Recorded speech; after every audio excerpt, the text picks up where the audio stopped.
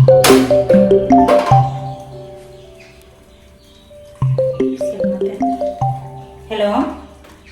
എന്തൊക്കെ സൽമാത്ത, എന്താ പാടുമാന്റെ?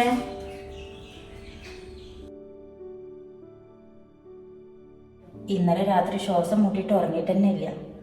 ഇന്നലെ ഇപ്പോൾ വന്ന ഇഞ്ചക്ഷൻ വെച്ചപ്പാട് ഒരു ചെറിയ കുറവുണ്ടായിരുന്നതാ. ഇന്നിപ്പോൾ അതേപോലെ തന്നെ ഉണ്ട്. ഇനി വൈകുന്നേരം ഡോക്ടർ വരുമ്പോഴേ എന്താ ഇനി പാടെന്ന് അറിയാൻ പറ്റുള്ളൂ. ആണല്ലേ, ഇന്നലെ ഇഞ്ചക്ഷൻ വെച്ചപ്പോൾ കുറച്ച് കുറവുണ്ടെന്ന് ആദ്യം പറഞ്ഞപ്പോഴേ ഒരു സമാധാനം ഉണ്ടായിരുന്നു. ഇനിയിപ്പോൾ എന്താ പാടാണാവോ.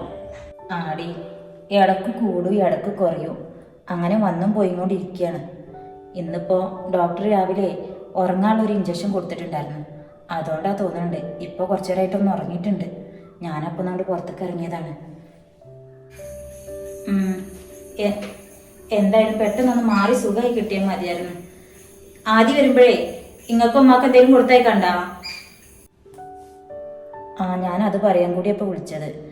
ഇമ്മാക്കേ വീട്ടിലുണ്ടാക്കണ ഭക്ഷണം മാത്രം കൊടുത്താൽ മതി എന്നാ സിസ്റ്റർ ഇപ്പോൾ വന്നപ്പോൾ പറഞ്ഞത്. ആദ്യം വരുമ്പോൾ കുറച്ച് കഞ്ഞി ഉണ്ടാക്കി കൊടുത്തയക്കാൻ പറ്റുമോ എനിക്ക്? പിന്നെ വെയ്ക്കാണ്ടേ, അതിനിപ്പോൾ അത്ര ചോദിക്കാണ്ട. കഞ്ഞി മാത്രം മതിയോ അതെ വേറെ എന്തെങ്കിലും വേണോ? വേറെ ഒരു പുതപ്പും ഇന്റെ 2 മാക്സിയും ഷാളും കൂടിയും വെച്ചോ. ഇനിയിപ്പോൾ എത്ര ദിവസം ഇവിടെ നിൽക്കേണ്ടി വരാന്നൊന്നും പറയാൻ പറ്റൂലല്ലോ ട്ടാ. ആയിക്കോട്ടെ.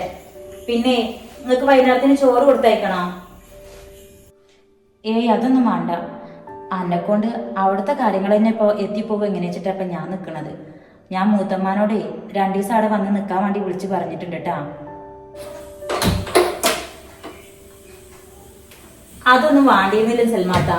ഇവിടെ എപ്പിയും കുഞ്ഞോളൊക്കെ ഉള്ളതല്ലേ, പിന്നെ എന്തിനാ വെറുതെ മൂത്തമ്മാനെ കൂടി ബുദ്ധിമുട്ടിക്കണേ?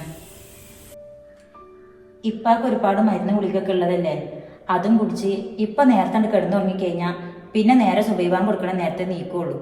അതിൻ്റെ ഇടയ്ക്ക് അനക്ക് എന്തെങ്കിലും ഒരു ആവശ്യം വന്നിട്ടുണ്ടെങ്കിൽ രാത്രിയായാൽ പിന്നെ ആദ്യക്കും നിൽക്കും അതൊരു സമാധാനക്കേടായിക്കാരം. കുഞ്ഞോള് പിന്നെ ഇപ്പം അവിടെ ഉള്ളതും ഇല്ലാത്തതും ഒരുപോലെ തന്നെയാണ്. അതാ ഞാൻ മൂത്തമ്മാനോട് ഞങ്ങൾ അങ്ങോട്ട് വരും വരെ അവിടെ വന്ന് നിൽക്കാൻ വിളിച്ച് പറഞ്ഞത്. അതുകൊണ്ടല്ല, മൂത്തമ്മാന്റെ സ്വഭാവം അറിയാലോ.